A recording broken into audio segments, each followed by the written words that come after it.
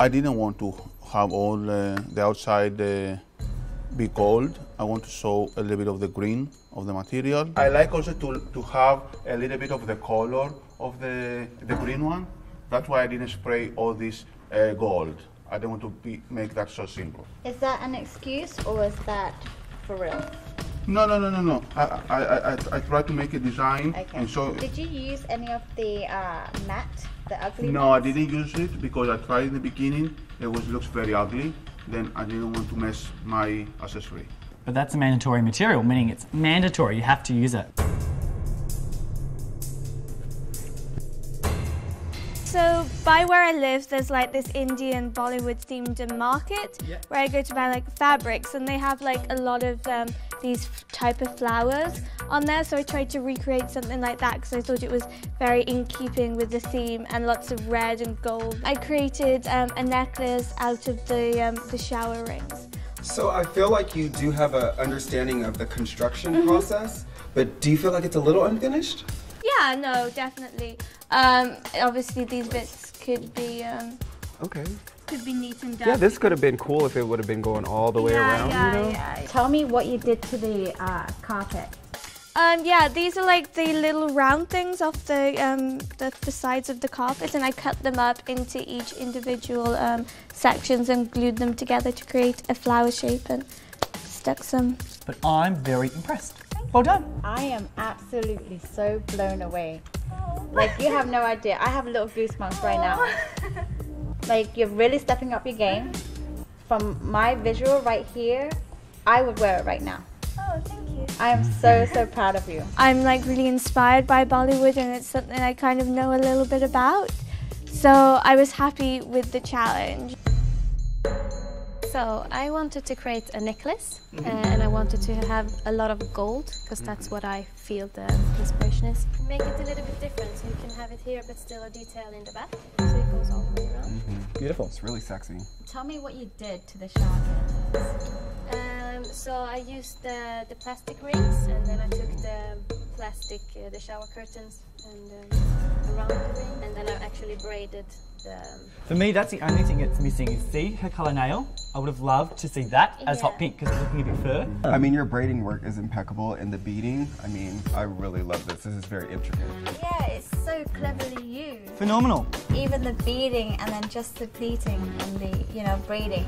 Just a little pop of color? Just pop a colour? Probably genius. If you make it to the next round, pop a colour there and we've got a genius design. Woo woo. Well done. How are you feeling about your design? I like it. Yeah, I like it a lot. So do you like it a lot, but do you love it a lot? I love it too, yeah. I would love to have an extra 15 minutes just to organize more the leaf that I was actually adding. The carpet, I took all the yarns from the white area and I started just gluing it one by one like a little French. And I used the shower rings and I covered it with spray. I was concerned about the time. Yeah, I was nervous about the time because I was making everything detailed one by one and the clock was ticking. I like it much better when it's out. Simple like that is nice. Less is more sometimes. I'm actually a little disappointed. I feel like the fringe kind of throws off. Yeah, because you're all about construction and detail. Very hopeful. It's not giving me, I don't know, it's very Indian, but not Bollywood. What do you think about the white with the red and the gold and the black? Those are colors. Do you think the white cheapens your design? The white? Yep, the white. Yeah, should be gold. Well, I personally think it's ugly.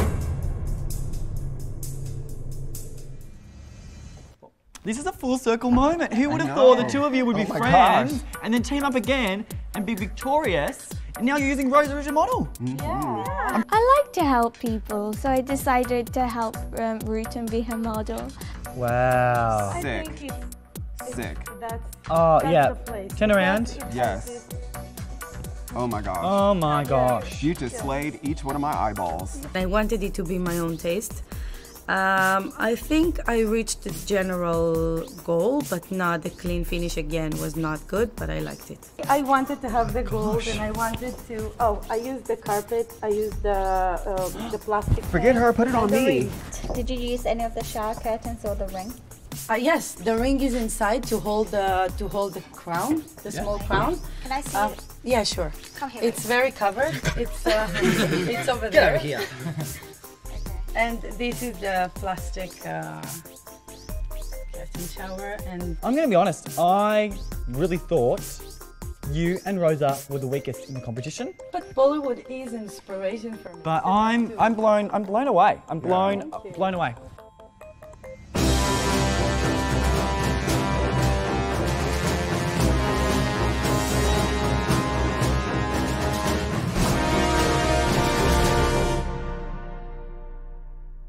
How are we all feeling that you all know someone will soon be eliminated? A little bit nervous. So, Christos, who do you think will be eliminated? I don't really know. Well, I didn't like the design of Rosa. It was okay for the goal, but it was very childish. So Chris, spray painting the clutch doesn't complement the beauty of Bollywood. You of all are about attention to details, so sometimes less is more.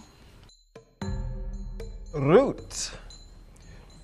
Your headpiece would be worn by all the royals, costumes in Bollywood. But your precision and construction needs a lot of improvement. Rosa, hi. Hey. I would wear that necklace in a heartbeat. The clever use of the showering, it is so vibrant, it has this expensive feel, and it's very custom made. It shines Bollywood right through. Thank you. Bollywood. I'm like really inspired by Bollywood, and it's something I kind of know a little bit about. So I was happy with the challenge and I enjoyed doing it. Jean. Your headpiece lacked the glitz and glam of Bollywood. I felt like your piece was hitting the mark of Middle Eastern. I lost it. I don't know. I don't like the critique that I received from the judges. Honestly, I lost respect for them. Sabina, your necklace piece was so beautiful. It's simply styled and it's very you. It's eclectic. The execution was to perfection. And with the use of mandatory materials, to me, it marvelously hit the goal. I thought that Giancarlo and Chris had one of the strongest pieces. Obviously, I agree what the judges said because they seem to like it. Well, thank you very much, judges. I have a few questions to ask before I reveal who will be eliminated. So, Giancarlo, you're up first. Yeah. Take a step forward, please. I've got to say that we were all very, very disappointed in you. You have proven to be one of the best designers in the competition thus far, but today you have proven to be one of the worst. And you described to us your design as a 9.9 out of 10, when we think it was far from that. We think a 3 out of 10 would be kind. Talk to me about what went wrong and why you think you should stay. Well, it's my idea. Yep. First, you have a different point of view. Yep. All of us have the same point of view. Yeah, I believe on my design, and I think that I can actually make a cohesive look with my accessory. Yep. I'm going to complement that and Okay. going to take it to the next level. Okay. Well, we believe that you're going to take it to the next level also, but not in the competition. Okay. Unfortunately, it was simply unacceptable, and we're going to ask you to leave the runway. Okay. I don't respect your opinion, but it's your opinion. I feel pissed. I think it's like unfair. I do believe that my piece was actually the most wearable, and they should actually not just judge me for one piece. They should just wait for the overall look.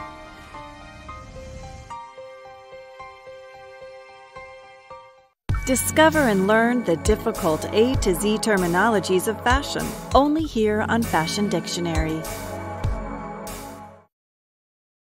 Princess Line. A garment style in which the sections of the garment are cut in one from the shoulder to hem with no waistline seam. Close body fit is achieved by cutting the pieces so that the seams create the shape and by adding darts where necessary. Here on Fashion Dictionary.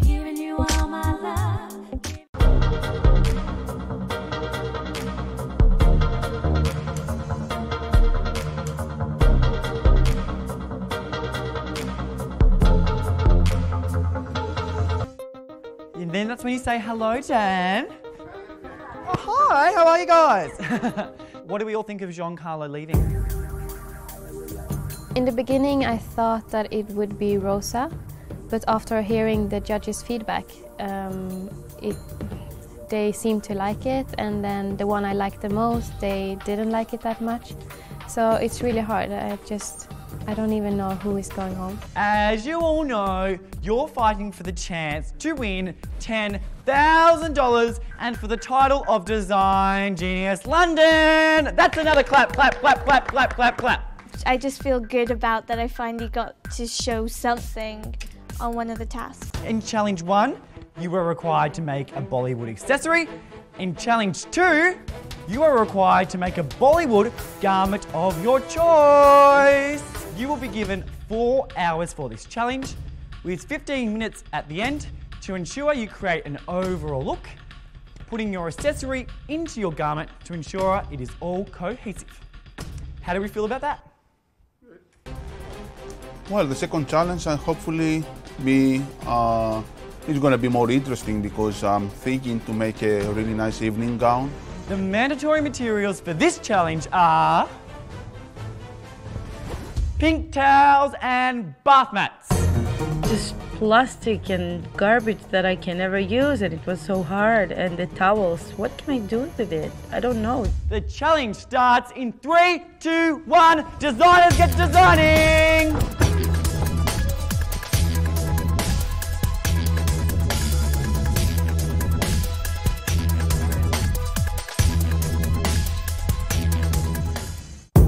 I definitely felt the pressure, and I think that's why I was like freaking out and panicking, because you were used to the 6 hours and then you just get 2 hours less, and that just changed everything.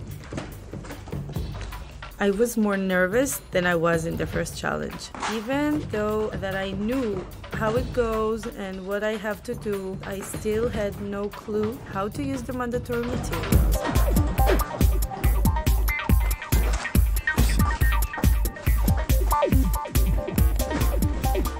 I stayed calm under pressure. I wasn't nervous. I'm just here for the experience and to learn new things. Well, the hardest part was to build the top of the dress because I have to use a black plastic carpet for the bath, and I have to cut it, and I create the shape of the dress, and then I build the inside of the fabrics.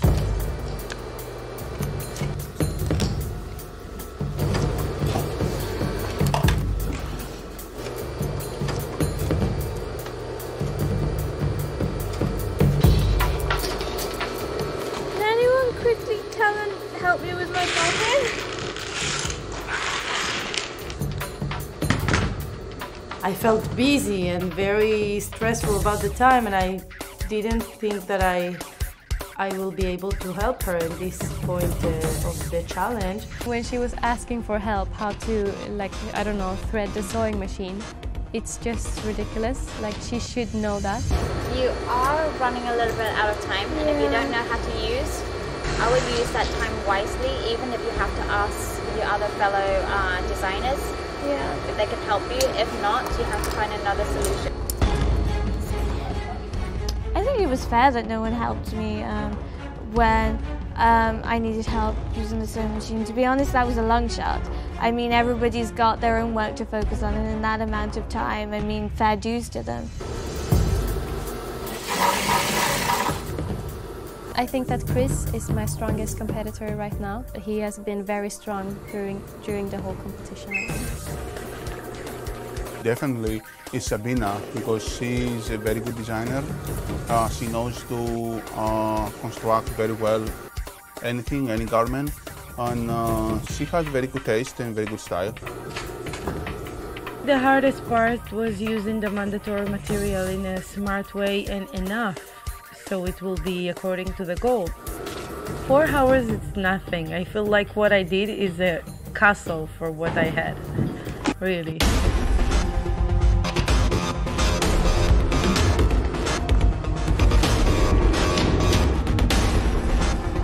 Rosa, she doesn't know to use any sewing machines. She glue everything. Who really needs to step up the game has to be Rosa. She started off with the red and the gold as a top, but the fact that I see her not being able to use the industrial sewing machine, that's going to be a huge problem for her in this challenge. Especially with that flower on the bottom, it's almost like, okay, let's have something in front of hoo-ha and let's have a poop down there.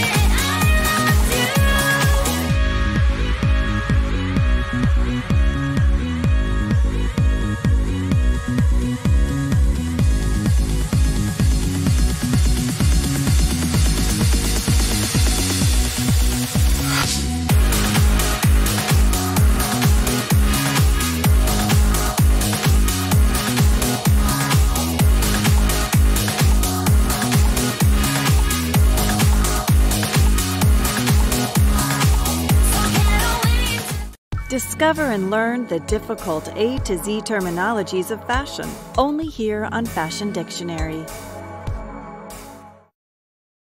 X-ray fabrics, sheer fabrics with a translucent effect.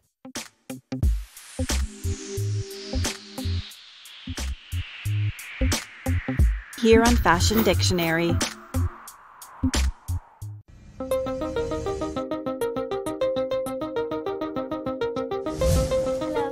Hello, Sabina. Hi, Kayla. So, talk to us about your design on the fabulous model, Kayla. So, I wanted to, for Bollywood for me, is red and gold and some nice embroidery. So I wanted to take those elements into a fashion, like a trend. Awesome. Is that a skirt or is that pants? It's culottes. Oh yeah. my Isn't So that yeah, That's so sick. it's all in Oh my one gosh. piece, so it's a jumpsuit. Oh my god. Look at that movement. Especially in 4 hours, that is like so mind-blowing. Stunning.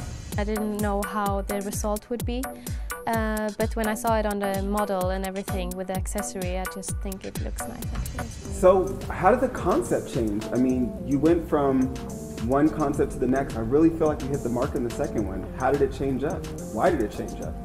No, I think I just needed to add all the details, so I needed the gold and I needed the accessory as well, and the lace and broderie. She actually took it and manipulated it into something gorgeous, but very Bollywood. I was surprised that she actually took the challenge to a whole nother level.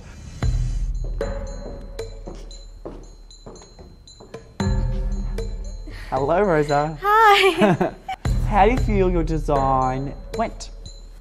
I'm actually quite pleased with it. I mean, compared to what I did in Challenge 1, I feel like I've come a long way throughout this process. I mean, my construction, I created an outfit on my first attempt, something I don't think I've particularly done previously, and I'm happy with my final result. Just quickly, Charlie, can you just tuck in your top into your skirt? Let's just tuck it in. I think it would look much better. So maybe Rosie can help Charlie out. Yeah.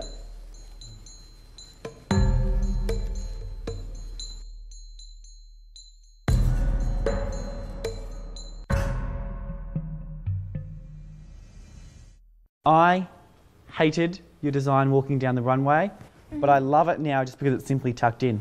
Okay. Tell me about the finish of the skirt. Is that just like left or cut or hand sewn or? It has been hand sewn, but some of my hand stitches came out, to be honest. Why would you put a flower right near her? On the back? No, the flower right there, the embellishment with the leaf. Oh. Right there. Yeah, with the beading. Yeah, There.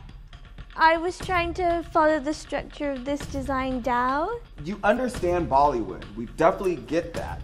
The style is there. But the I mean, it just annoys me because your design's actually beautiful. The front looks amazing, but if you just had your construction right, it would be so much better. It's unacceptable. I was disappointed with my construction, and I knew that before I went up there to receive the feedback. But at the same time, I'm also really proud of myself that I had something to present.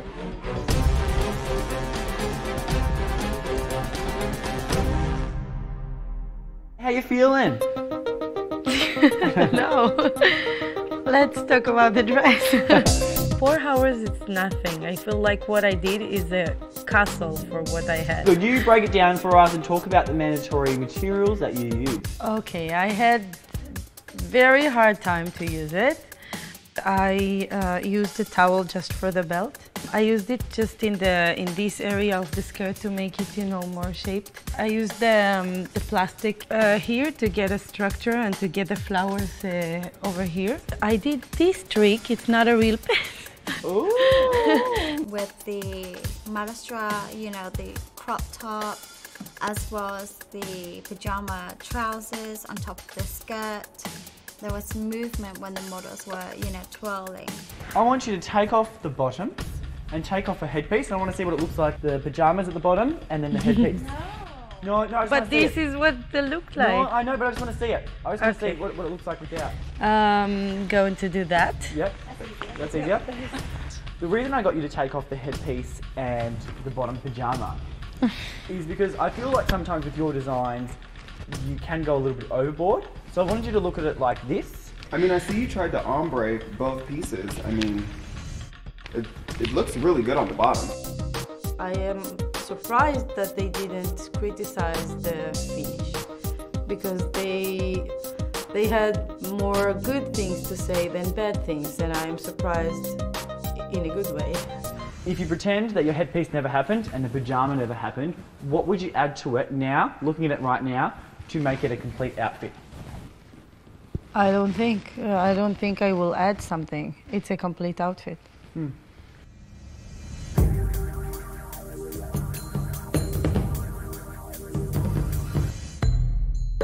So talk to us about your design. Well, I cut like from the mandatory materials, I cut the towels that they give us to make this one. Turn around, Dana. Yep. Ooh. Well, the hardest part was to build the top of the dress because I have to use a black plastic carpet for the bath. Tell me a little bit about the colorway. I feel like we have some colors going on. I try to match the pink towel because I grab the pink towel. Then I find this only fabric there and the green. Because I feel like the inside of the clutch actually really beautifully complements the actual dress. Yeah, I don't think it's not a good idea to spray paint something on vinyl or something that's plastic. It doesn't work well. Could you turn around for me?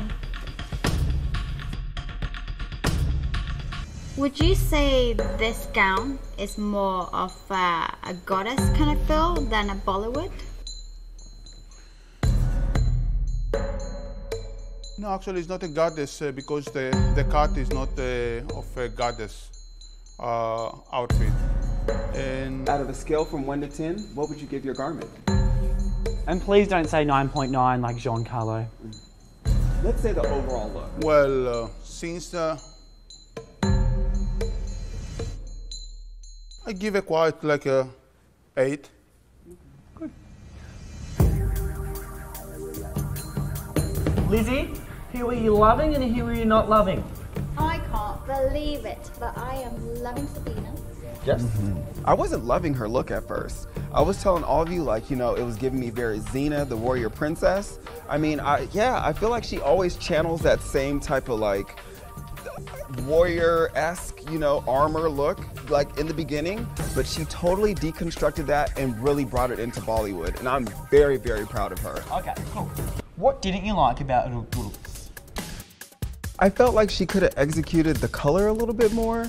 The embroidery was a little bit off balance, and then I felt like it just wasn't finished. I don't know. Root totally stepped up her game, and then with all the elements that she added, the Mahitian top, the very, you know, cropped blouse, and then the pajamas into the skirt. I think less is more. I think when she took off the pants, took off the headpiece, I'm like, oh, now I'm starting to love it. But she kind of tends to go a bit overboard, I feel. What about Christos? Christos! How do you feel? I love it. I love the color. But I feel like it's more of an evening gown. It has the African, very Greek goddess than a Bombay. I kind of feel different. I feel like he actually brought somewhat of a Hollywood to Bollywood aesthetic. I'm sorry, but just not all the way LA though. It's not anything special. It's not Genius. It's it's not Genius, yeah. And I'm sorry, but he really did not deliver in the first challenge. He was so close to going home. Can we really keep him in the competition?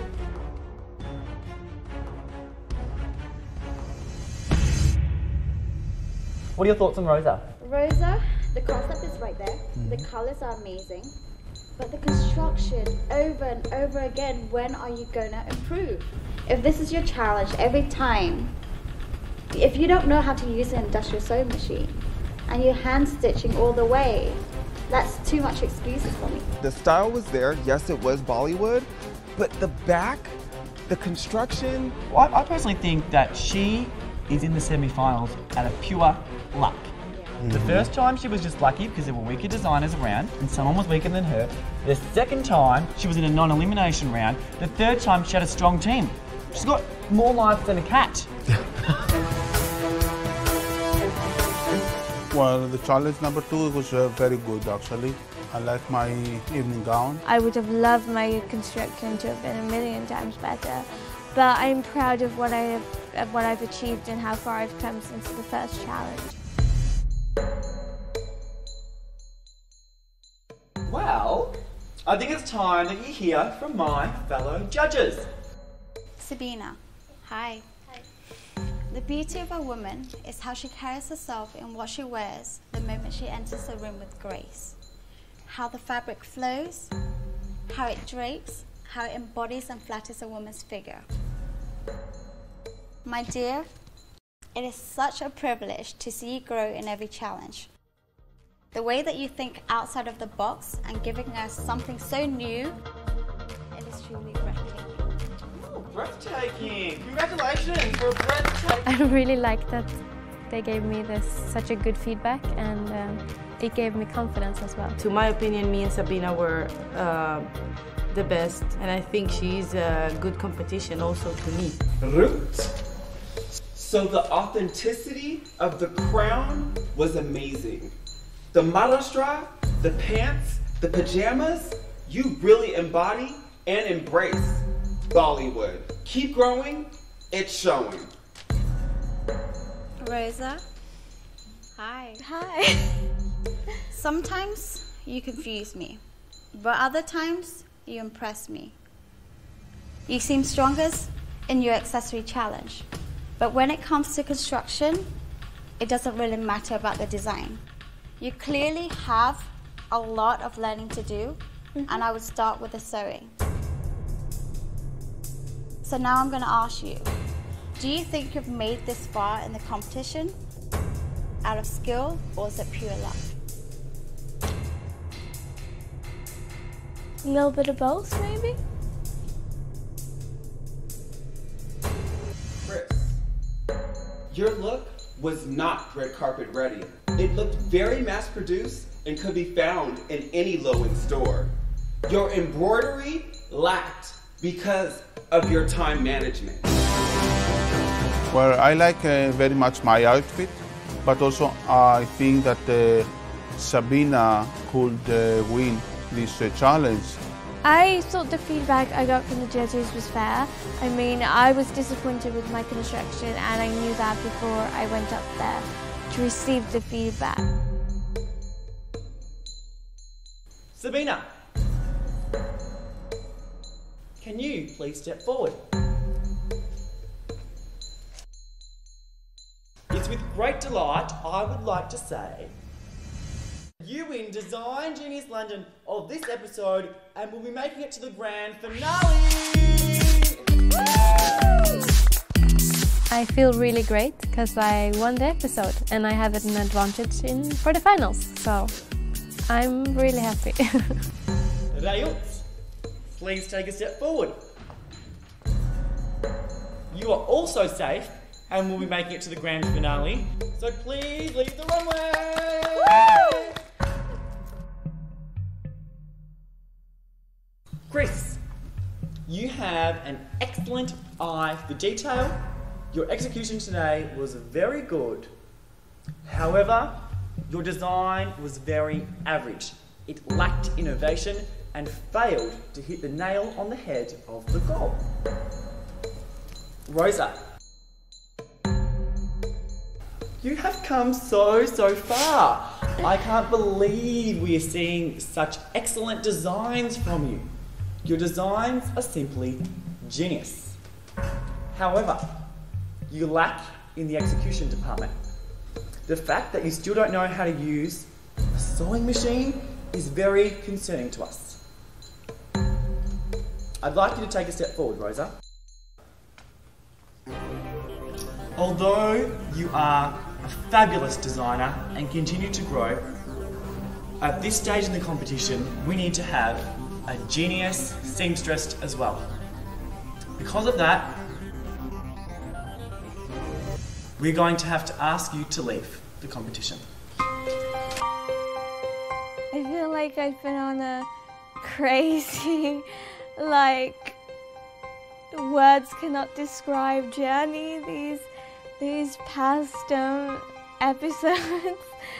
So yeah, I've come a long way and it's been a crazy ride. Well, it was about time. I think it was about time Rosa to be eliminated. She needs to learn a lot of stuff. On the next episode of Design Genius, 3 designers, 2 final challenges.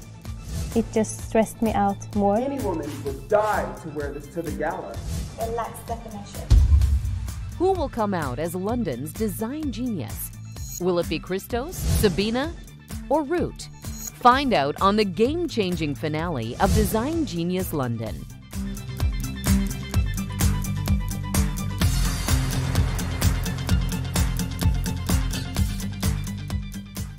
No time for attitude, I'm just not in the mood. So liberated, anticipating my greatness while you hate it. I'm free, I'm just doing me.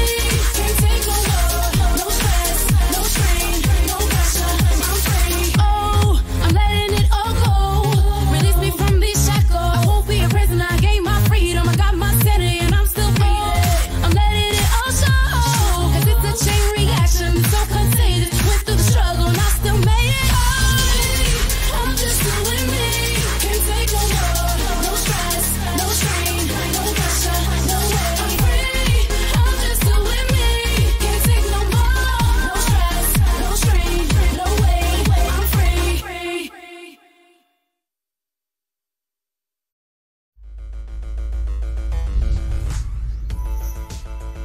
She's such a professional, you wouldn't even know. Michelangelo. She said you need this photo shoot. I'm here for a job interview. The fashion industry needs people with beautiful faces. You can't screw this up. I'm a professional photographer. I am the queen of New York. Game on. June 18, London, 1900, DST. Paris, 2000, DST. Moscow, 2100.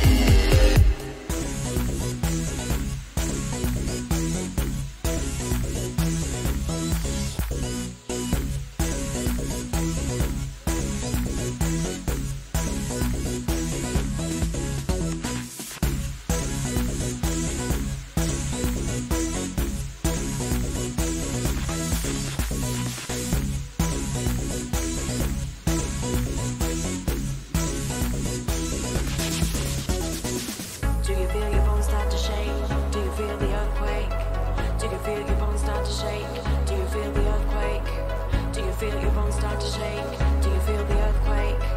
Do you feel your bones start to shake? Do you feel the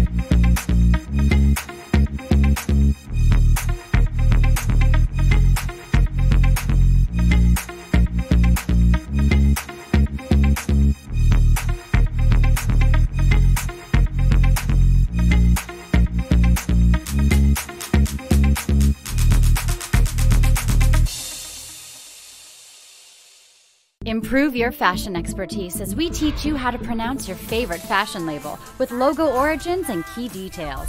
Here on Fashion 4K's Spot the Brand. Aldo.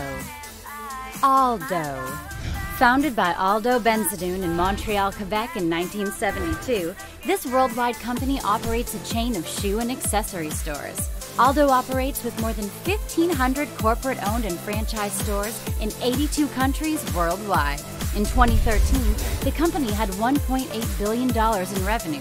For their 40th anniversary, Aldo revealed a quote, "It's because no object is as immediately transformative and empowering as a great shoe." Aldo. Stay tuned as we bring you more of the latest fashion labels, exclusively here on Spot the Brand.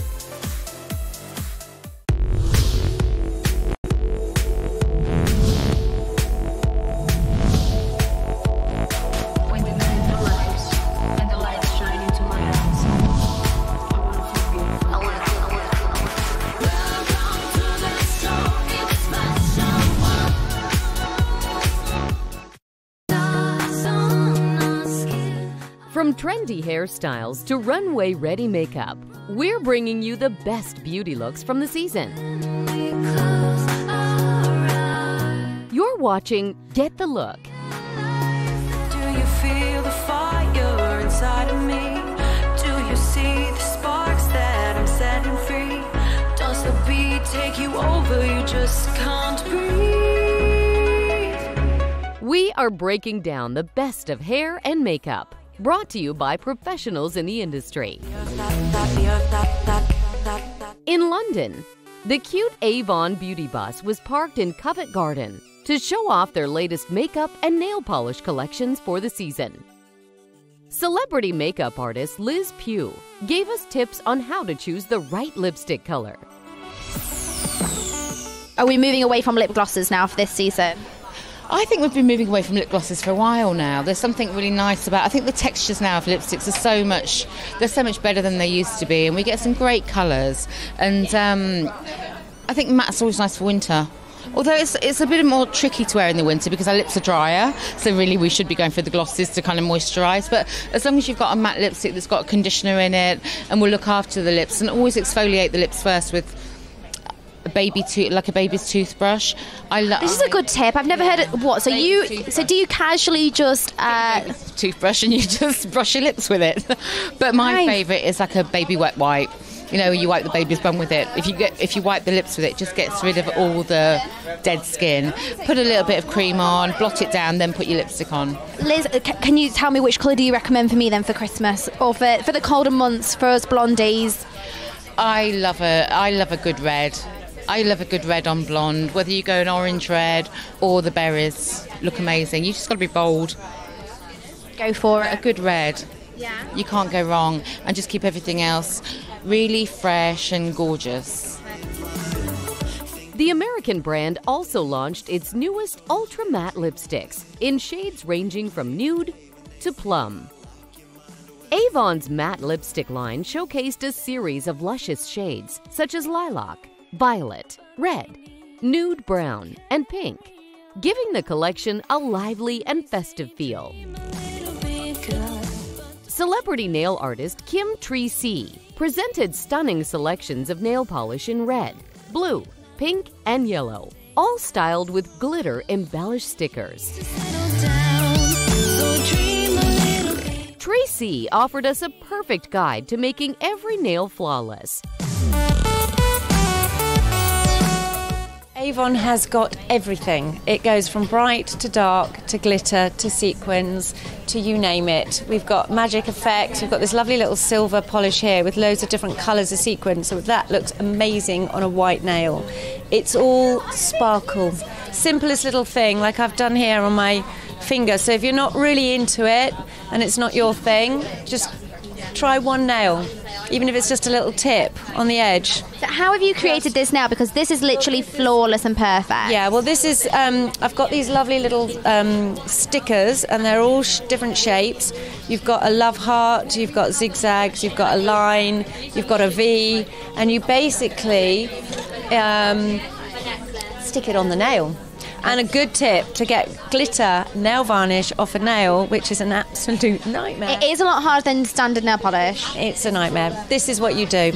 You get an old pair of tights and you soak it in acetone and it exfoliates off the nails and all the sequins stick into the rib of the tights. Avon's famed beauty bus tour was jam-packed with colorful cosmetic collections that were equally elegant and affordable.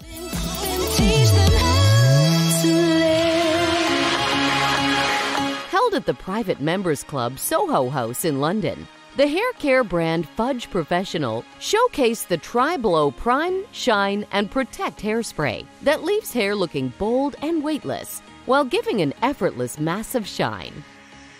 For the launch of Tri-Blow hairspray, Fudge's creative director John Vial collaborated with London-based designer Katie Erie to create the limited edition Monster Stylish tool bag. And so Katie designed this amazing thing, little monster bag, which we'll get her to speak with you about. It's beautiful, it's fun. The hairdressers have gone mad for it, we can't get enough of them, so that's why we're here. Talk me through your kit bag, because it is amazing. Well, we wanted to do something that was sort of like, had the Katie Erie handwriting, but was also extremely Fudge, and I feel like Fudge is such a fun brand. I've been working with them now for 2 years, so the monster kit bag, it was such like a quick, like, we want you to do a kit bag. What can you do? I was like, oh, it's got to be a monster kit bag. It was just like literally as quick as that. And then we sort of like, there was a lot of back and forth with, well, what can we do? How? Because it needs to be functional and this, that, and the other. I was like, but it needs a tongue, it needs eyes, it needs intestines.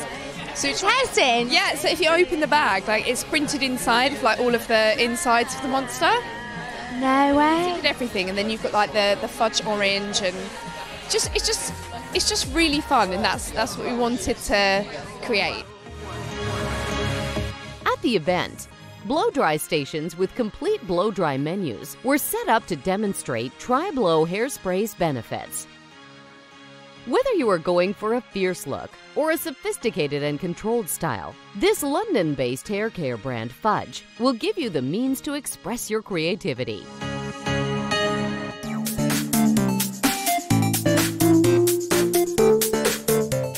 Situated at the Pixie by Petra's flagship boutique in London, the beauty brand showcased its latest bridal-inspired makeup, as presented by Pixie's makeup artist, Amanda Bell. To me, you've got really, really gorgeous, balanced, and yet a little bit delicate features. So if we use too strong colour, it's going to kind of own you in a sense, where that's all you'll focus on. So I'm just looking at your natural kind of skin tone, the shape of your eyes. So we're going to do a look that really enhances your natural beauty, maybe with a little bit of a Bardot feel. One of the things which I think you always have to bear in mind is, first of all, the time of day that you're getting married. Whether you're going to be indoors, outdoors, the kind of photography that you have as well. So if you have very, very structured photography, like portrait photography, where people are all standing in a row, just face on, that's something to think about. If you have reportage photography, that's literally capturing the moment, so you can be caught from literally any angle. If you're going to be outdoors, then you have to remember that potentially the light's really harsh. So if you're wearing, you know, what I suppose indoors and at night looks like a really subtle, soft blusher, in the cold, stark light of day can be quite strong. So you have to factor all of those things in. Any bride that gets married and has their pictures by candlelight, you lucky thing, because candlelight is so flattering. So if there's any advice, it would be, you know, have candlelight, it looks so gorgeous. Don't go for a really, really heavy foundation. Go for the lightest texture foundation that you're comfortable with, and then flawless concealer. Belle perfectly balanced a strong nude palette with a natural skin tone, enhancing the bride's beauty and charm. Whether you're in an indoor ceremony or at an outdoor wedding, this classic bridal look will give you an elegant, picture-ready look. With over 10 years in the beauty industry, the Pixie by Petra line features a wide array of more than 90 face products and makeup tools, infusing botanical components perfect for the woman on the go. Elsewhere in Korea, the cosmetic brand Moonshot launched its first flagship store by the Korean music company YG in Samcheong-dong, Seoul. With its sleek and edgy packaging, Moonshot Cosmetics features bright and vivid makeup, ranging from wearable daily tones to intense dramatic colors.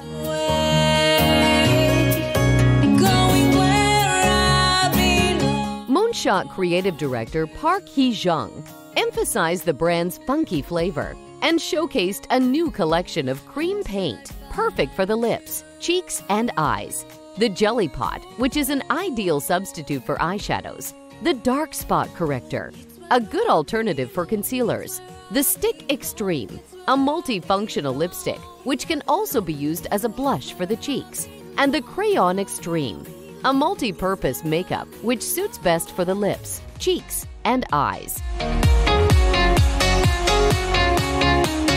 Korean beauty brand Moonshot created easy-to-use, multifunctional makeup and skincare essentials with a consistently youthful concept.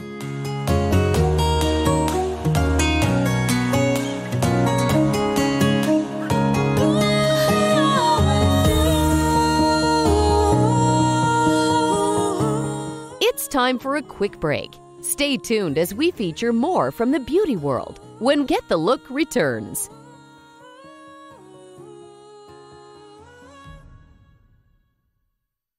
Discover and learn the difficult A to Z terminologies of fashion, only here on Fashion Dictionary. Haute couture. French haute means high, and couture means dressing, high fashion.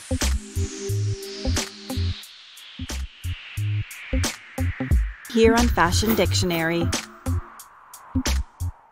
Welcome back to Get the Look.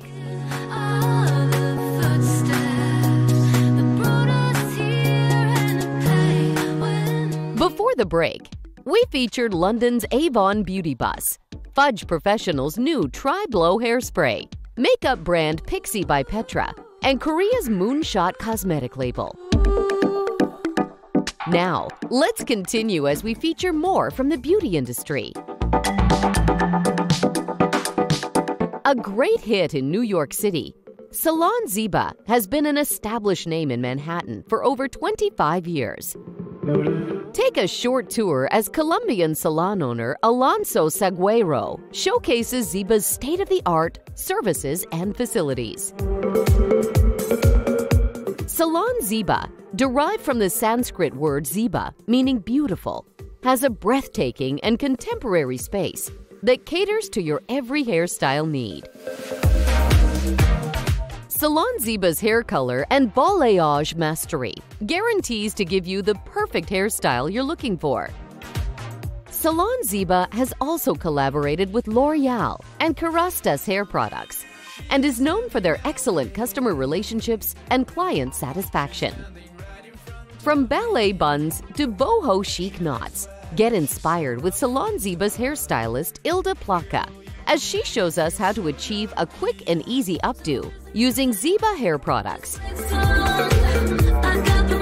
Whether you have short or long hair, this twisted updo is a perfect balance of elegance and style. And it's all about the texture right now for updos and everything. I use dry shampoo, it's very important, and a hairspray. Excellent. So we need to tease up the hair a little bit. Yes. So we start with the front, slightly. After that, you want to use a little bit texturizing cream. It's a paste. It's a little bit of hairspray. So what I like to do, we need, in the crown, we need a little bit volume here. We need 2 big bobby pin. And play with the hairspray a little bit more. So after we achieve the look that we want on the front, take the rest of the hair, and just play with it till we get the Perfect. Here we have easy, big, messy updo, ready for the red carpet. The long bob haircut, or popularly known as the lob, is said to be one of the most versatile hairstyles of the season.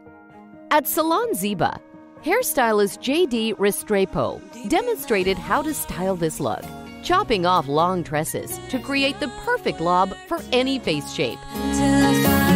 This haircut that we're doing today, the lob bob, is very, very, very in, very trendy. With this haircut today, we can go from straight to wavy. So this is my haircut. So what we're gonna proceed to dry it, and then after the dry, I wanna texturize it a little bit more. Yes, now I'm using the flat iron. That is just amazing. That we can go straighter, we can go curves. If you wanna go like big waves, I always call this like very organic, and they mean like very natural look. So now for the final touch, I would like to use a little bit of this amazing Kerastase product. The good thing I like about it is like not heavy at all, it's very, very soft, and it's gonna create separation. And even with the color, it's gonna give a lot of dimension. And now she's going home, she's gonna dress up, put the jewelry, the ears, she's gonna look fabulous. Take a look at the finest Bollywood hair and makeup inspirations from top beauty experts at London's India Fashion Week. Hairstylist Maria Hussain gave a few of her best hairstyle tips for creating a contemporary yet elegant look. Today we're going quite elegant, Indian-y, traditional bride style, middle parting with a bit of a puff and a low bun. That's traditionally what we're going for today. Okay, so you put the bun underneath? Yep. We've got Rapunzel here today, so she's got it will be all her own hair. Normally if it was something like yours, slightly short, thinner hair, we'd use a lot more padding, hair extensions, you get the full shebang. And how do you keep everything in? So you're using a lot of hairspray? Hairspray, back combing, loads of grip pins, all different kinds, yeah. Hair and makeup artist Sudaf Chaudhry showed us how to get bouncy, beautiful curls for a runway-ready look that will last all day long. So we're basically curling everyone's hair off their face, and it's going to be quite big and bouncy. If you want it like kind of a sort of a 50s kind of look, then you'd curl inwards. And if you want to curl it off the face, that gives like more of a big, bouncy kind of volumized, dramatic effect, which is what we're going for today. And why do you pin the curls up? To make sure that they actually last as well, because we don't want them to drop. They're going to be here all day, the girls are. So I'm using the Babulous Pro Stylist tools. As you're actually taking the curl, you're just sliding it off so it keeps its shape, and then we're just pinning it in and we're just hairspraying it again. And then once the girls are actually ready to go on stage, about half an hour before, we'll just take all the curls out. And will that last all day long? Yeah. Makeup artist Ifra Akbal showed off her contouring skills by using the perfect blend of blush and concealer for a more sculpted face. So I would do the nose, the jawline and the cheekbones, but I wouldn't do the forehead at all. Oh, this is like, is it a foundation? Is it concealer? It's actually a contour stick. Contour stick. Yeah, it's got, what's it called? Pro Conceal yeah. High Definition Concealer, LA Girl. Yeah. So you're literally drawing it down the edge of her nose. Yeah. And that would just slim the nose and make it look a bit longer. And then you're drawing down the side of her cheeks as well. That's what she does, yeah. So she's sucking in. Yeah. So now you're just like blending it all in. And why are you using a brush with this like flat end? I've never seen this before. It's a contour brush, so it's the size of it. It's literally just to fit in that cheekbone. Fit in, yeah. So it fits in perfectly there. Hair and makeup artist Sudaf Chaudhry showed us how to contour by utilizing high-quality cosmetic brands to create the flawless look for the runway show. You can think of it as 3 areas really on your face. So this bit here, that bit there. So when you do just under the cheekbone. Yeah, just under the cheekbone is where you do your contouring on the cheekbone itself. And what kind of colour are we thinking for there? I use Shadester from MAC. That's really good for like contouring. So that's a MAC palette that I've made up myself. And then I've used a bit of Inglot highlighter powder.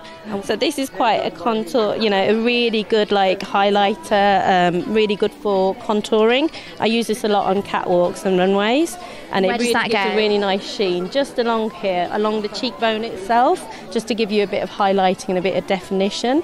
And you can also just pop, if you're going to put a blusher on, then you can just put a little bit of highlighter on top of where the blusher goes. So think of it as 3 sections on your cheek, basically. London celebrated its first India Fashion Week with some of the finest beauty experts in the industry, demonstrating an array of hair and makeup inspiration.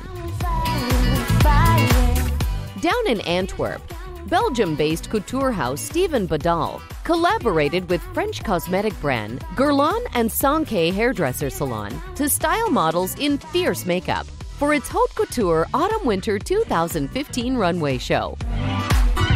Guerlain's makeup artists Ellen Sotens and Erika Tanaka created Black Swan and Golden Cleopatra-inspired looks for the runway. Today we have 2 kinds of look. The one is a little bit with gold, a lot of contouring. And the second look is very dark with the eyes and a little bit of silver. It's very heavy today because we have to work together with Sanke for the hair. And it has to fit into each other. So we have the perfect look together. Because it has to be really over the top. And the one look, the black look, is like Black Swan inspired. The other one is Cleopatra, very gold, expensive look. With liquid eyeliner, we make stripes and then we fill it in with eyeshadow. And then we mix it with a little bit shine. Hairstylist Cindy Van Diesen of Sanke Salon complemented the look with voluminous curls. Sanke brand are very happy with this cooperation because for us it's the opportunity to show our skills in the hairdressing scene, because it's a little bit different than we do normally in the salons. So we have 3 different looks, 2 curly looks and 2 a little bit more volume looks, and a little bit wavy also. So a little bit glam, of course, because it belongs to this collection. She used Red Ken's diamond oil spray to give the hair a natural shine. Steven Badal's contemporary masterpieces perfectly match the makeup look, which created an impressive work of art and style shown at the runway. We've just witnessed the best beauty looks brought to you by industry's finest professionals for this season. In London, the cute pink Avon beauty bus was parked in Covent Garden to show off their latest makeup and nail polish collections for the season. For the launch of Tri-Blow hairspray, Fudge's creative director John Vile collaborated with London-based designer Katie Erie to create the limited edition Monster Stylist tool bag. Situated at the Pixie by Petra's flagship boutique in London, the beauty brand showcased its latest bridal-inspired makeup, as presented by Pixie's makeup artist Amanda Bell. Korean beauty brand Moonshot created easy-to-use, multifunctional makeup and skincare essentials with a consistently youthful concept. A great hit in New York City, Salon Ziba has been an established name in Manhattan for over 25 years that guarantees to give you the perfect hairstyle you're looking for. Hairstylist Maria Hussein and makeup artist Sudaf Chaudhry gave a few of their best hair and makeup tips at London's first India Fashion Week. Finally, Belgium-based couture house Steven Badal collaborated with French cosmetic brand Guerlain and Sanke hairdresser salon to style models in fierce makeup for its haute couture autumn-winter 2015 runway show. And that sums up our feature on hair and makeup essentials from the latest beauty experts across the globe. Join us next time as we feature the latest street style trends.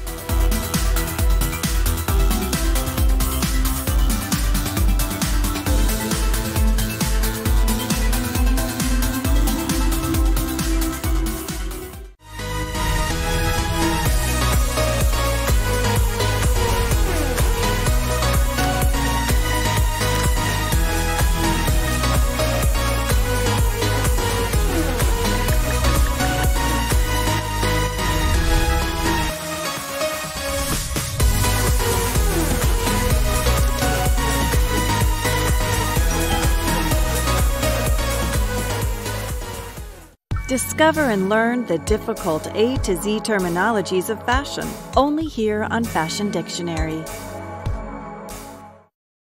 Bandeau, a band-like covering for the breast, like a tube top.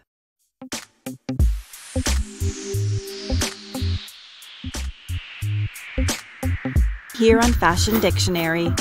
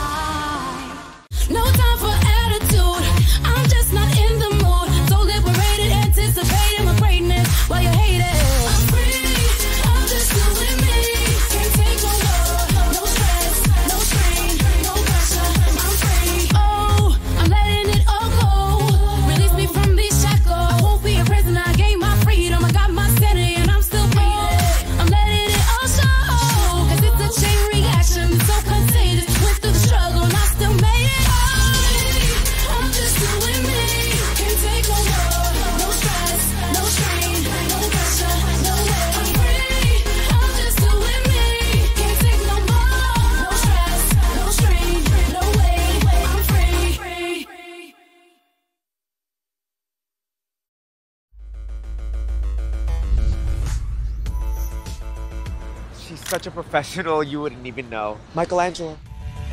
She said you need this photo shoot. I'm here for a job interview. The fashion industry needs people with beautiful faces. You can't screw this up. I'm a professional photographer. I am the Queen of New York! Game on! June 18, London, 1900, DST. Paris, 2000, DST. Moscow, 2100.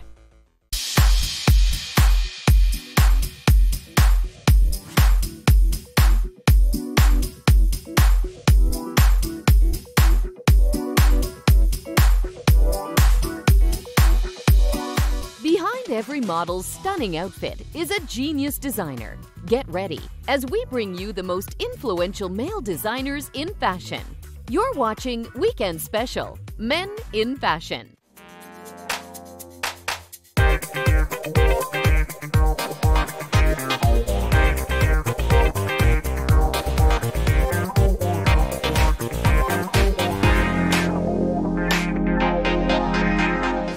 Be inspired by the latest male talent in today's industry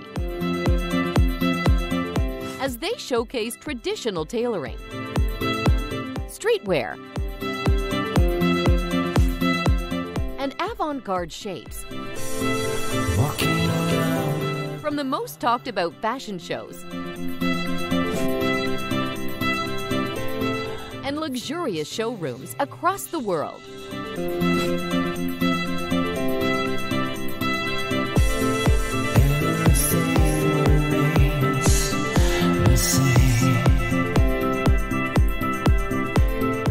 Having served as creative director at some of the finest fashion houses in Paris, Julien Fournier finally made his own eponymous haute couture line in the summer of 2009. He made his mark in the Asian fashion market after mentoring for Vietnam's next top model and showcasing his ready-to-wear line at the FIDE Fashion Show in Singapore. The 2009 City of Paris Creativity Grand Prize winner, Julien Fournier, launched his fantasy-inspired Autumn-Winter 2016 collection featuring silhouettes in 3D knits, leathers, patents, and sequin fabrics at Paris Fashion Week. Fournier's signature masterpieces placed importance on balancing the shape of the garment and a woman's unique symmetry. Let's talk about the collection.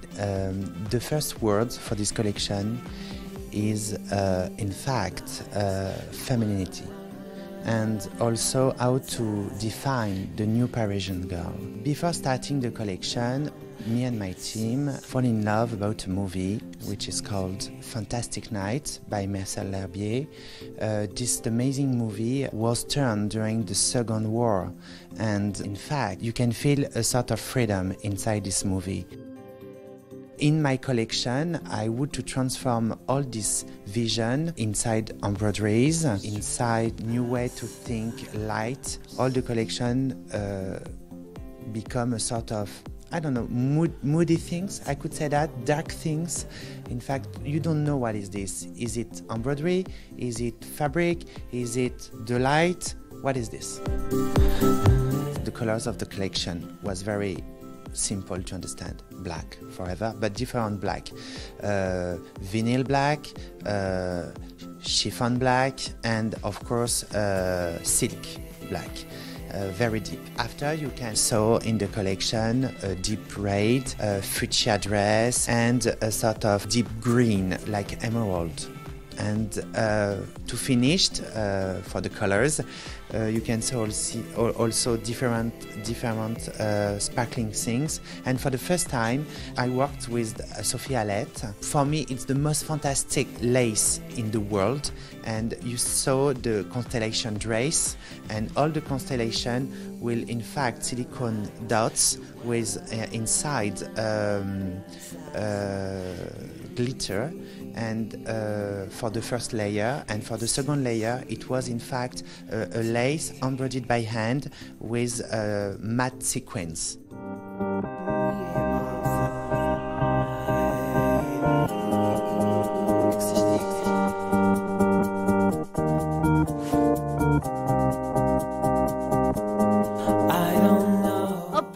staff member of Jean-Paul Gaultier's fashion house. Handbag designer Nicholas Thale launched his own innovative signature bag company. He spent his younger years in Japan learning handbag design and tailoring. He displayed nature-inspired, organically shaped handbags made from top-quality leather. His creations, like his 3D printed clutches, are highly exclusive, maintaining the first-class individuality of each handbag. At Nicholas Thale Fashion House, each limited edition piece is handmade using durable materials, cutting-edge technology, and the finest craftsmanship.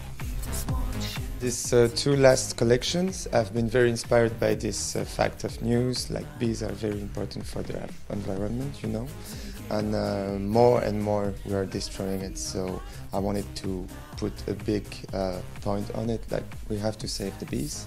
So I'm working on all the bee species, and I inspired from one bee, one face of the bee is a male bee, and I inspired from it to make the shapes of all my bags. And also the bee eggs, which would become maybe a clutch, maybe a purse, maybe a backpack, maybe a bag. You don't know because it's an egg. So until it gets born, you don't know what it's inside. Apple design is the first I made to my first collection. It's the same inspiration to all my collection is the nature. The idea for the apple is like the bee, is like nature is precious. It just depends what you do with it. If you throw an apple on the ground, it will just make dust. If you throw it on earth, it would make a tree. So everything is precious, depends what you do. Apple is like a symbol for take care about nature, and also the temptation of destroying, making love, recycling. It's just about the human fact today. So today I'm finishing one part of the backpack, is the straps. I have to make them a bit longer for a client which is wants to wear with a fur coat, so it has to be a bit longer than what I make usually.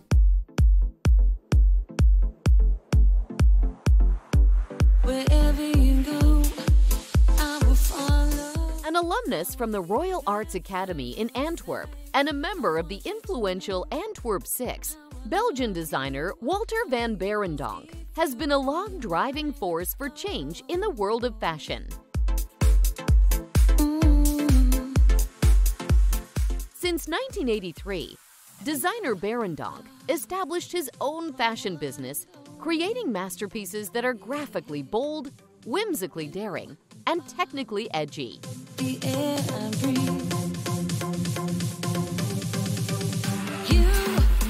I wanted to create almost like a future folk feeling. And because I think that we are living in a world which is changing all the time, and that feeling I try to evoke then with the choice of fabrics and the choice of cuts I do, and how I mix historic with futuristic, how I mix something organic with something more synthetic. And all these things I'm mixing.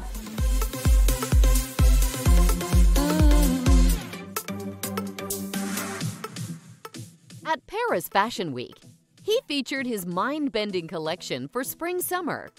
Walter van Barendonk's eye-catching masterpieces are all inspired by art, music, and literature. Showing unexpected color combinations and edgy slogans, making the label one to watch in men's fashion. The collection is called Electric Eye, and for me it's really like a reflection on what is happening in the world today, and how the camera, which is a slang for electric eye, is dominating the world, and how we are confronted all the time with images from all over the world, which are sometimes very, very hard and strong and demanding, and I'm wondering how we can deal with that and how we can work it out. And I really wanted to show how this aggression which is there today is dominating this freshness in our world, and this beautiful world is really like dominated by a very dark cloud. The hats, it's a cooperation with Stephen Jones. I work with him since a long time. And when I was drawing the silhouette, I really wanted to add something even more elegant on top of the elegant silhouette. And then we were sitting together discussing, and then I made sketches. And then I really also wanted to translate the monster thing in the feather.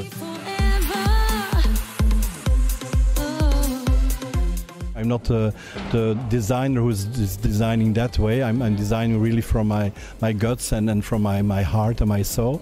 And I see that I have a very loyal customer who is following me since years, and who is really always there to find something new and refreshing. You have to be very patient, and you have to keep on going and keep on believing, because it's a tough world, and when you really want to be there and you want to show your own signature, you have to keep on working, trying, and keep on believing.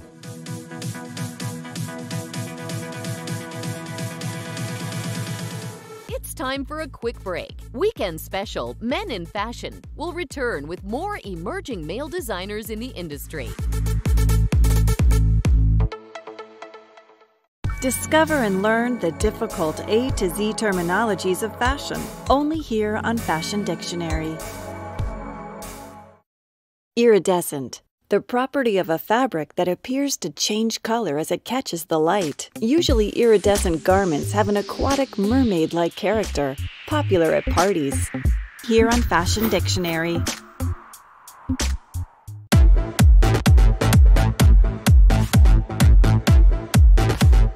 Welcome back to Weekend Special, Men in Fashion.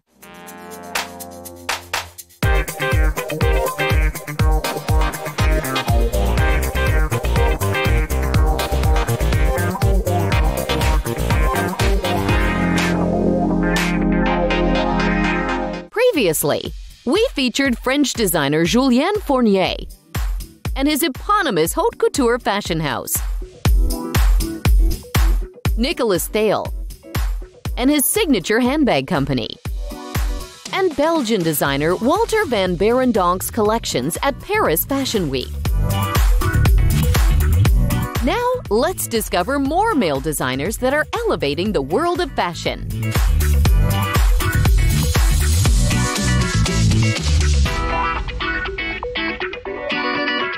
I know you make me crazy.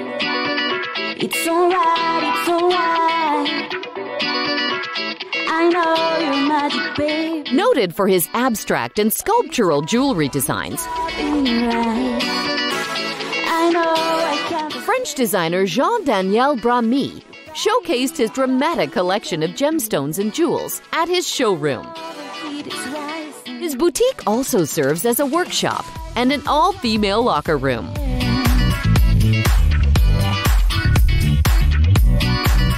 We are preparing the next collection of jewelry and clothes for the winter, and so we are doing the prototypes, so that's why we are so busy. We're creating very dramatic pieces, you know, I mean big earrings, necklaces with very special feather, fur, crystal, very special beads, very dark and mysterious pieces.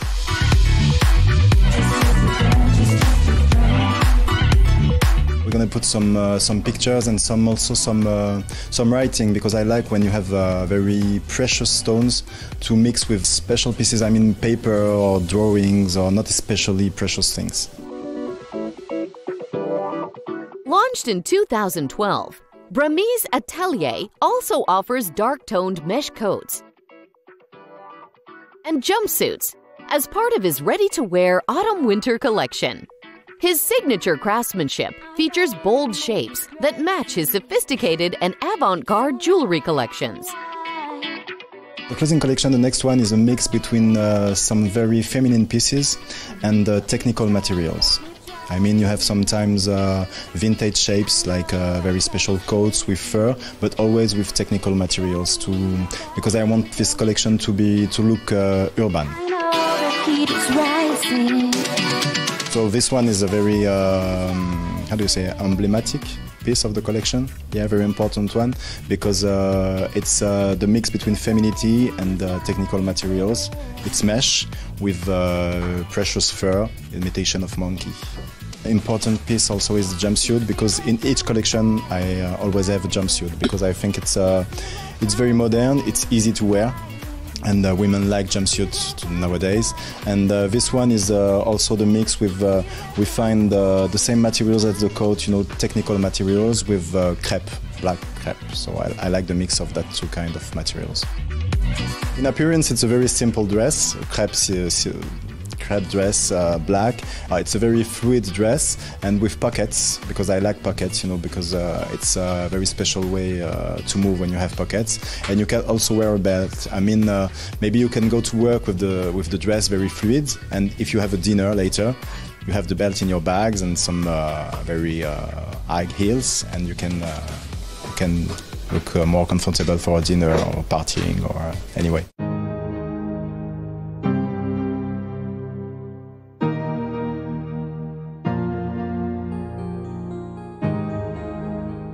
Icon designer Gertz Johan Coetzee. Born and raised in Koster, South Africa, Coetzee started making dresses at the early age of 8. Fast forward a decade, he has now become one of South Africa's most sought-after fashion designers, who is passionate about bringing African fashion to a global stage. Coetzee's red carpet masterpieces have gained major attention from several Hollywood celebrities.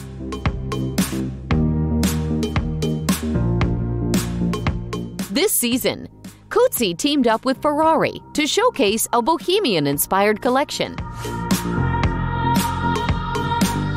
that celebrates the essence of water, featuring fluid draping embellished with cascading Swarovski crystals.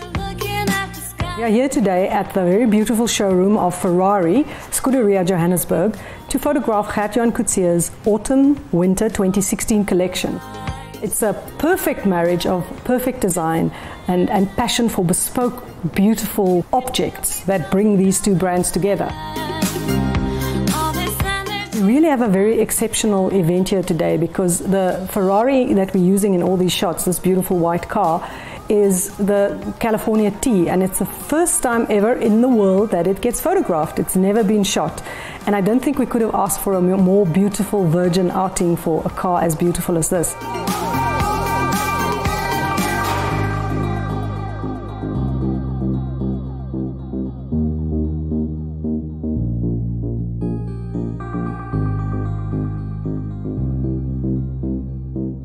This year for SA Fashion Week, we are off-site. We're at the Ferrari showroom in Bryanston.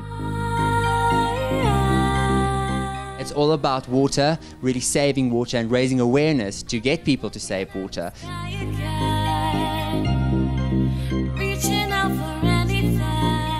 The trends that we worked on is very much a 70s underlie, with lots of frills, feathers, tassels, anything opulent, Swarovski crystals dripping off everything. So that was the theme and the underlying trend throughout the collection. We are very excited.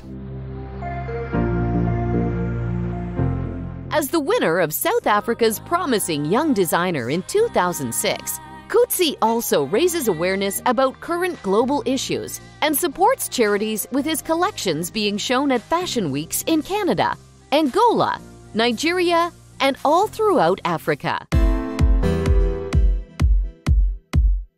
Having a distinguished reputation in men's fashion and tailoring, British designer Paul Smith is recognized as one of the finest menswear designers in the industry. As a former cycling enthusiast, Paul Smith entered the fashion world at the age of 16. For over 40 years, Paul Smith has expanded his wide-ranging masterpieces to 66 countries and has 17 shops based in England.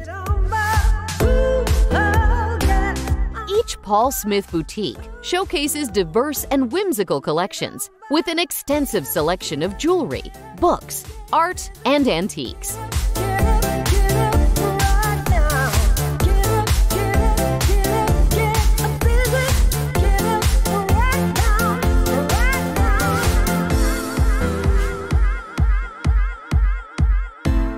At London Collections Men, Paul Smith incorporated vintage and modern elements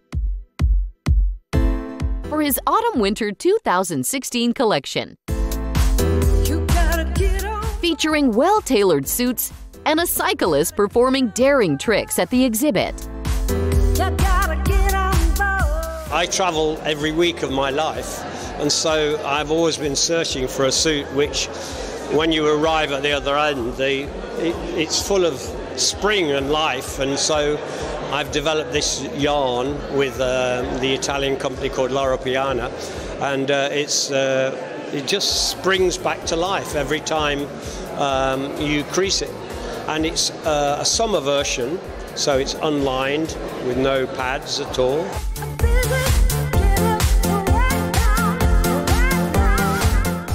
Of course it comes in navy blue, but it comes in lots of checks, so it's completely unlined, no pad, so it's perfect for the summer, but you can put it in your suitcase like this, and then when you get to the other side, as you can see, it's absolutely perfect. So it's quite magical, really. And so I showed it today on some trick cyclists, on stunt cyclists, because it's very loosely woven fabric, so it means you can move in it very easily. So by showing the cyclists, it shows its qualities.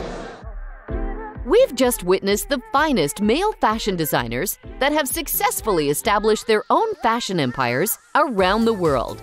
Designer Julien Fournier's eponymous haute couture company offers signature masterpieces that balance the shape of the garment and a woman's unique symmetry. Handbag designer Nicholas Thale launched his innovative signature bag company, displaying nature-inspired, organically shaped handbags made from top-quality leather. Belgian designer Walter van Berendonck established his own fashion business that features graphically bold, whimsically daring, and technically edgy masterpieces. Jewelry designer Jean-Daniel Bramy showcased his dramatic collection of gemstones and jewels at his showroom. His boutique also serves as a workshop and an all-female locker room. South African designer Gert Johan Coetzee's red carpet masterpieces have gained major attention from several Hollywood celebrities, and he is now one of South Africa's most sought-after fashion designers. British designer Paul Smith is recognized as one of the finest menswear designers in the industry, expanding his masterpieces to 66 countries and has 17 shops based in England for over 40 brilliant years. And that ends our feature on the finest male fashion designers in the industry.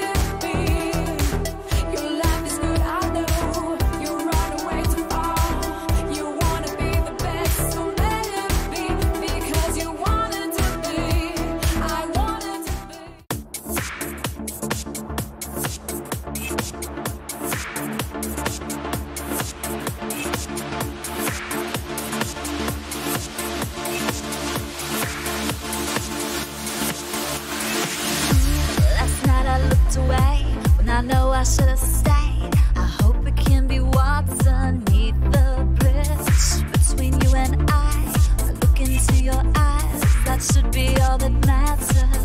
But I don't need this drama anymore. Why do we always have to settle the score? I'm a lover, not a fighter, and I know that you are too. Words of the blood with you and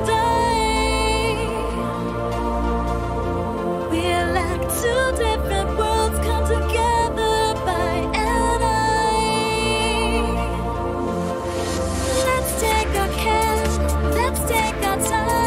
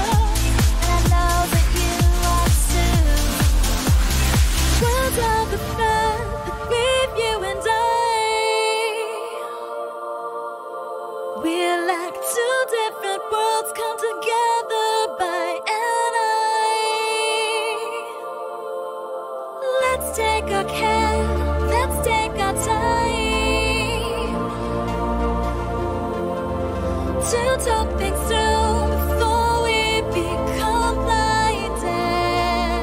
Improve your fashion expertise as we teach you how to pronounce your favorite fashion label with logo origins and key details. Here on Fashion 4K's Spot the Brand. Aldo. Founded by Aldo Benzadoun in Montreal, Quebec in 1972, this worldwide company operates a chain of shoe and accessory stores. Aldo operates with more than 1,500 corporate-owned and franchise stores in 82 countries worldwide. In 2013, the company had $1.8 billion in revenue.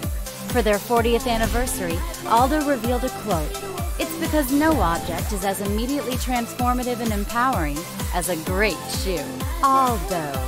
Stay tuned as we bring you more of the latest fashion labels, exclusively here on Spot the Brand.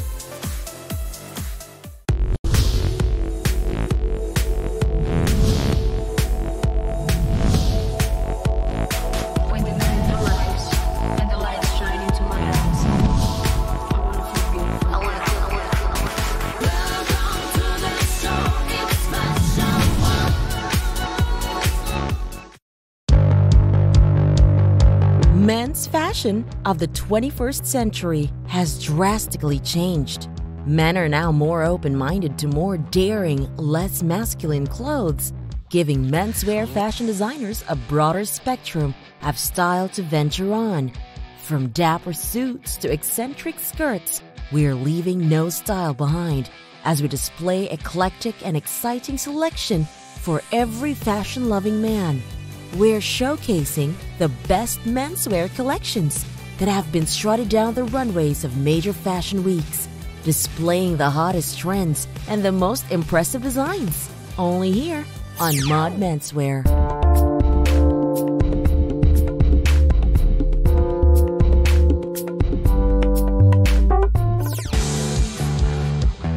What better place to witness the latest menswear collection than in London Collections Men, a biannual men's fashion extravaganza emphasizing on the creative and commercial significance of British fashion labels. Now in its 4th year, LCM has already become a staple of the menswear calendar, highlighting the breadth of British fashion talents from the most innovative emerging talents to international menswear brands and Savile Row tailors, illustrating the tailoring excellence that London is known for. LCM also displays clothes with boundary-pushing concepts and creative innovations. Here are some of the best and bravest looks that have been unveiled for Spring-Summer 2016 collections.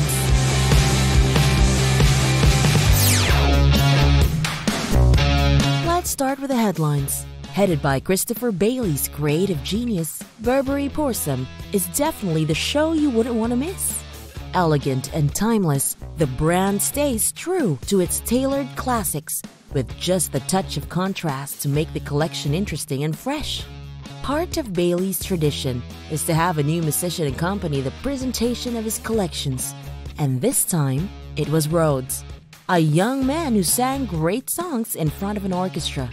For his Spring-Summer 2016 collection, Bailey had a renewed interest in liquid silks and lace detailing. He named the collection Straight-Laced, a reference to the way the lace softened the sleek formality Burberry is known for. There were laced shirts, collars, and ties matched with tailored suits, jackets, trench coats, and pants, a subtle feminine way to update the Burberry classic. Bailey was all about texture. Aside from laces, silk t-shirts were paired with cashmere knit and track pants, interesting tops in abstract animal prints, and insect tie pins. Little accents suggested that Christopher Bailey is determined to slowly reform the Burberry man while staying loyal to its roots.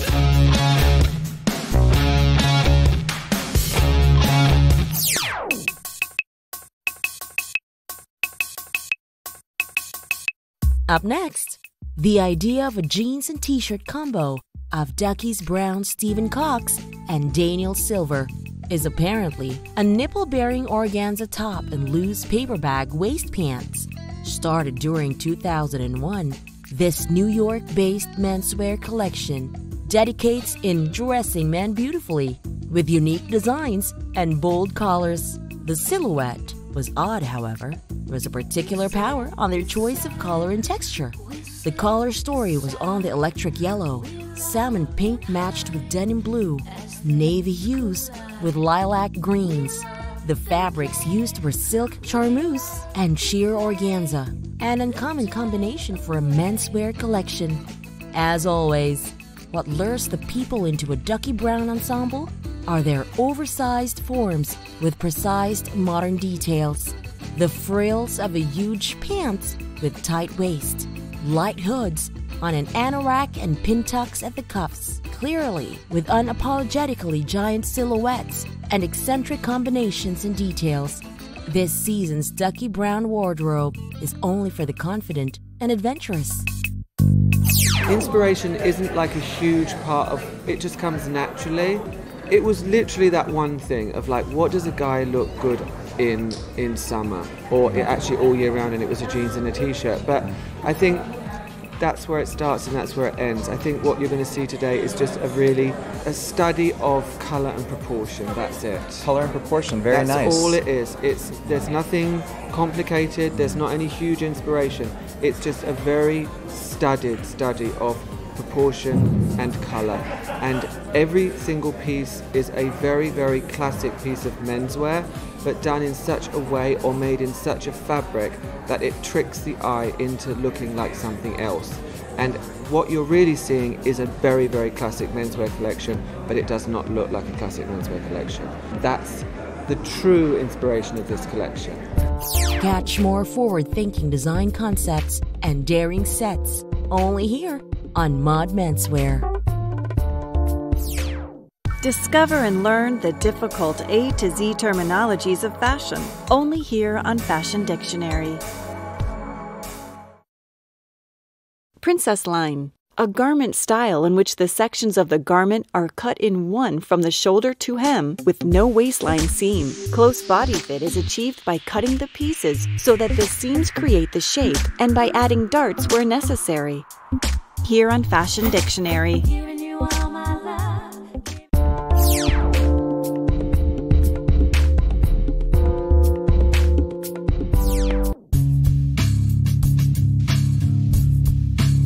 Welcome back to Mod Menswear. Before the break, we have witnessed the sophistication of a Burberry tailoring with a little added twist of textures. Then the strong and translucent jeans and t-shirt representation from Ducky Brown. Up next, we have an impressive contemporary meets the classic collaboration by one of the most creative father and son duo, Casely Hayford. Established as an international British designer since the mid-1980s, Joe Casely Hayford has consistently distinguished himself as a master tailor of style and craft. For the Spring-Summer 2016 collection, Casely Hayford created a distinct melodic combination of tribal Technicolor vibe into tailored garments. Co-designed with his son, Charlie, the collection was a demonstration of the balanced blend between different generations, old and new, Savile Row tailoring methods, and modern-day graphic sportswear. Fine English heritage and British rebellion. Bold geometrics were plated onto elegant and polished separates. Biker-inspired overcoats, edgy blazers, bombers were interplayed with Colombian patterns. Strictly playful and elegantly modern, it is the first time in high fashion where both father and son collided in creative harmony.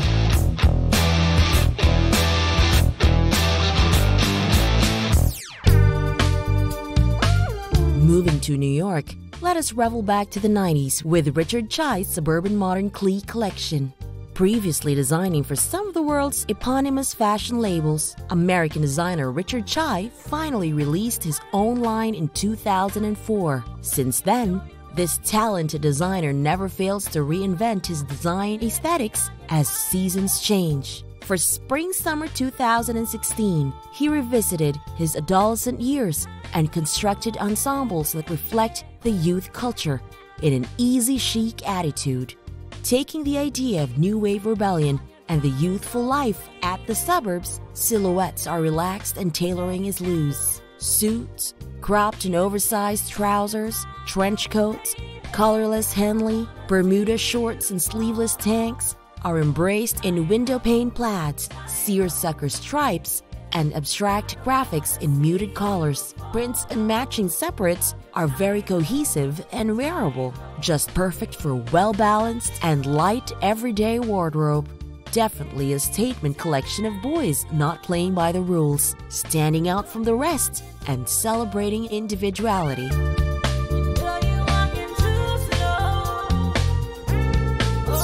The collection was really inspired by the idea of youth culture in suburbia. I grew up in the suburbs, and it was really this idea of finding your identity and individuality while kind of having your little crew or clique of people that were your friends, but also trying to stand out.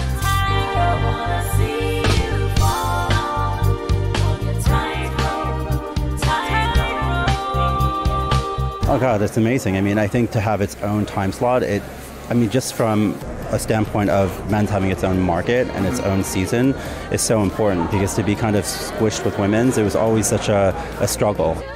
It's so exciting that they're doing this New York Fashion Week for men, and to be able to have a platform that really we have an opportunity to just have a really strong voice is so exciting. So I just wanted to do something that felt really true to the brand, and it feels really carefree and effortless. It's casual, it's cool, it's never precious, it's just really individual, and that's what I wanted.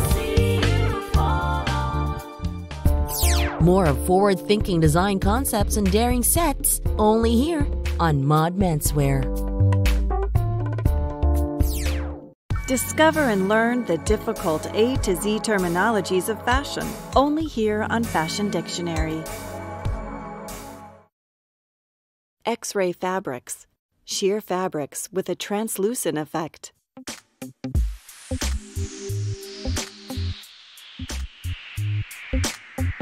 here on Fashion Dictionary.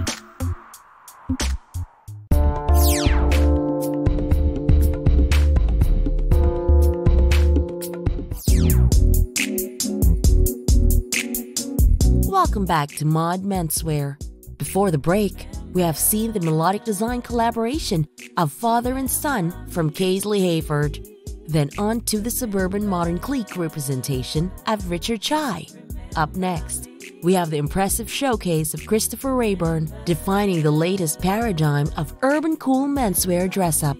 Known for his innovative approach and impressive execution on utilitarian designs, Christopher Rayburn have once again played around with his strong elements, this time taking inspiration from the barefoot anthropologist Tom Harrison and the tropical terrains of Borneo.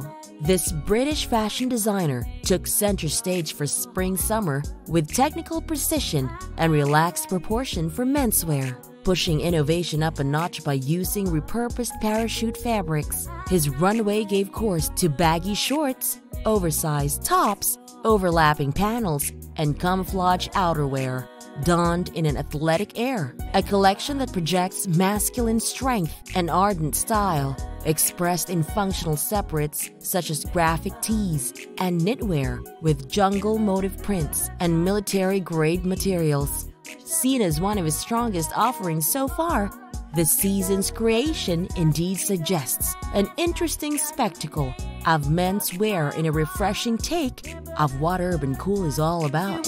So the collection you've seen today is based around an amazing character called Tom Harrison, and he was sort of known as the barefoot anthropologist, and during the 30s and 40s he flew from England into Borneo and lived with the tribes there by himself. So I really like this narrative of having this guy that was quite normal, kind of suited and booted in the UK, but then travelling to these extremes and how those two things could interact with each other. So in terms of silhouettes this season, you'll see a lot of oversized trousers, lightweight quilting, but then also some more fun things like the sarongs coming through, and yeah, we've had a lot of fun with it this season, and I really hope that there's a lot of newness to the collection that people really won't have seen before. In terms of the colours and textures this season, we've taken a lot, of course, from the original inspiration, thinking about Borneo, thinking about the colours of the materials there, and actually you'll see that coming through in those nice pinks and the jungle sort of greens as well. But then in terms of textures, we've really worked a lot on different weaving techniques and yeah, some really nice kind of things that you really want to touch and feel, and the cork I think is one of my personal sort of favourite things in the collection. So there's definitely a lot going on, and I'm really pleased with the way things have sort of worked together. Back in London, a breathtaking exhibition and bike ramp installation captured the attention of showgoers for Paul Smith's A Suit to Travel series. This British designer is not only noted for his peculiar take on classic British style, but is also one of the most renowned fashion masters in England. Marrying function and fashion, the collection offered practical structures and fantastic suit tailoring using the finest wool fabric, a breathable ensemble perfect for traveling in style. His love for cycling definitely wove the inspiration, materializing efficient and contemporary pieces fit for a comfortable and flexible summer wardrobe. Staying true to his trademark, the color palette comes in vibrant and pastel base. Eclectic choice of colors such as citrus, yellow, green, purple, and blue were pushed further in vivid checkered suits, giving out an excellent classic feat with a twist. Paul Smith has successfully reinvented the way signature menswear connives with the day-to-day hustle, associating style and functionality into one perfect harmony.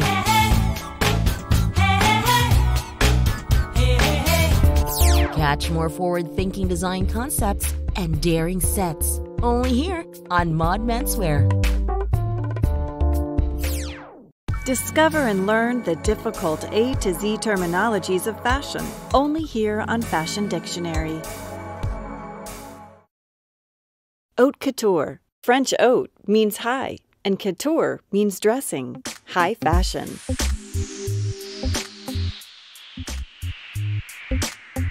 Here on Fashion Dictionary.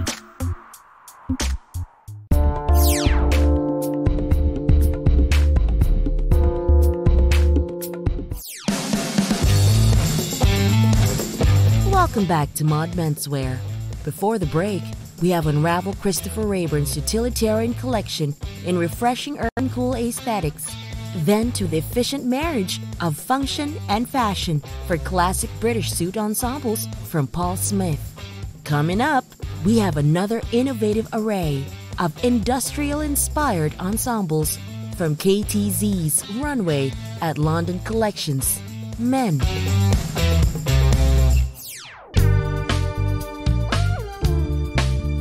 London-based label Cocon Tazai made it sure that innovative recycling will exude high fashion. For their latest spring-summer collection, creative director Marian Pioski has taken industrial influence for a maximum fashion treatment. As men assembled in dramatic silhouettes, one wouldn't miss the interesting use of materials, mixed and constructed into surprising yet creatively stylish wardrobe. From newspaper, cardboard, rubber, plastic, shiny pleather, and reflector fabrics in solid blocks of red, blue, white, and silver. The collection just resonates with a very dynamic and hyper-futuristic appeal. Textures are unconventional and details spontaneous. Translucent trousers, motorcycle jackets, and several variations of tailored suits, including wrap coats and other deconstructed outerwear, were just unexpectedly astounding. Willing to experiment, the label remains true to its context and strives to discover the youth culture, probing endless possibilities in the most evocative and ingenious ways.